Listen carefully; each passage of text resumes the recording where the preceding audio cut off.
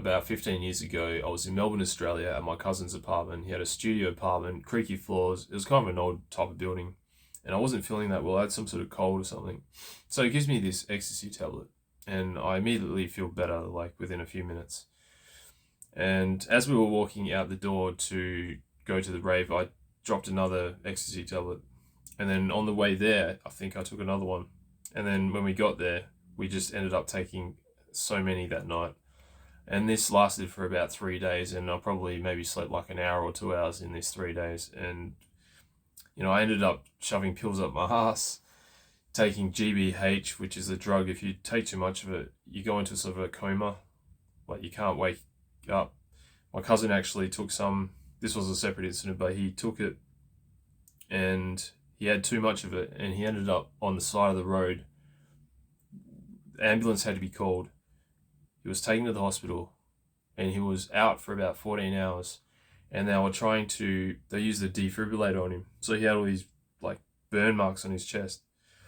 And he eventually woke up. But yeah, that's a pretty dicey damn drug, that one. And, mix it in with the crystal meth and drinking, like we'll go back to the story at the rave, for 3 days. After this whole experience, I ended up taking about 25 ecstasy tablets.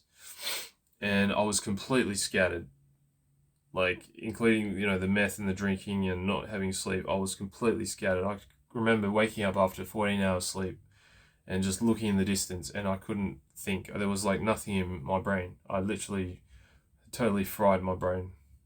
And we ended up coming, well, I ended up coming with my family back to Perth. And I remember for 2 weeks, I was literally brain dead. I couldn't think. I was completely scattered. And for what? I didn't make any friends. I didn't make any money. I didn't get smarter. I didn't learn anything. I mean, I had an experience, but let me tell you, it wasn't worth it. It's literally nothing. You're damaging your body, giving yourself brain damage for nothing.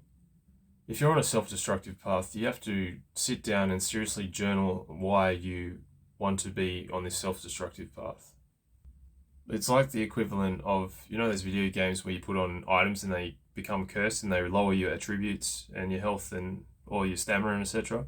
It's like putting a cursed helmet on, cursed chainmail on, cursed leggings on, cursed boots on, cursed rings and cursed necklace. So you literally got like 1 HP and monsters that can just like sneeze on you and you die.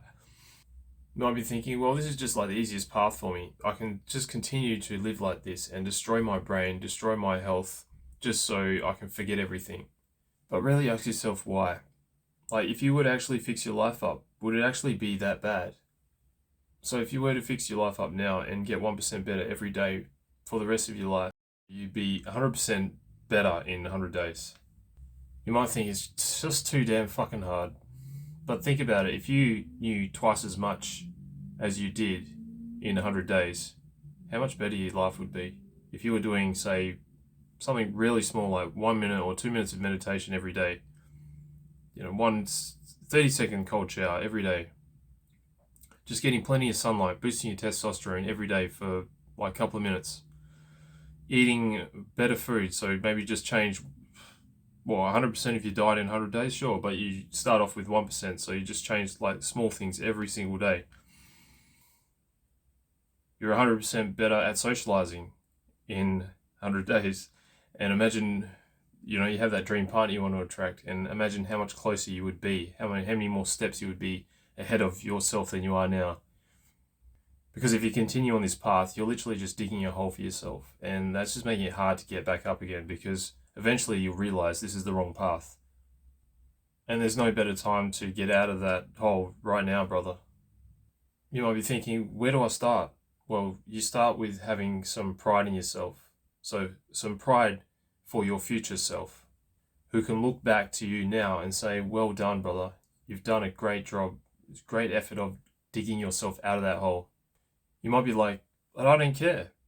But surely there's somebody in your life that cares about you. And if they could see in what a disgusting fucking mess you're in, they would actually feel sad because they care about you that much. And worst case scenario, you don't have anyone in your life. You don't have any family or friends in your life. Well, just know that in order for someone to care for you how you would really love to be cared for, you need to start taking care of yourself. You need to improve yourself, become the best version of yourself, so that others can look up to you as a role model and they can be appreciating what you've become. When you start improving all areas of your life, your looks, your diet, your health, your fitness, your body, your sleep, you're thinking better, you look better, you speak better, you present yourself better, you move better, you attract better. It literally just compounds. So, the curve of self-improvement goes like this. And then once you're just on that roller coaster upwards, it just goes sky high and everything just comes up with you. So everything just gets better in your life and you start to feel fantastic. You have a purpose, your life is fulfilled, you're doing all the good habits, you're getting great sleep, you're not getting any negative thoughts, you're not getting depressed, you're not getting anxiety.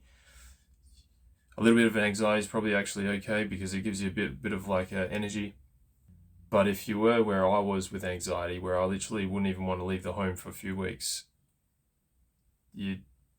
those depressing thoughts will just disappear because you're just improving yourself and everything else gets improved as well with it. It's like, those MMOs where there's a free trial up to level 20. You're stuck there and your attributes and everything's, dumbed down because you're playing the free version of the game. But when you unlock the full version to maximally boost your potential to, level 100 and beyond, that's when you can start living the true life. Love you.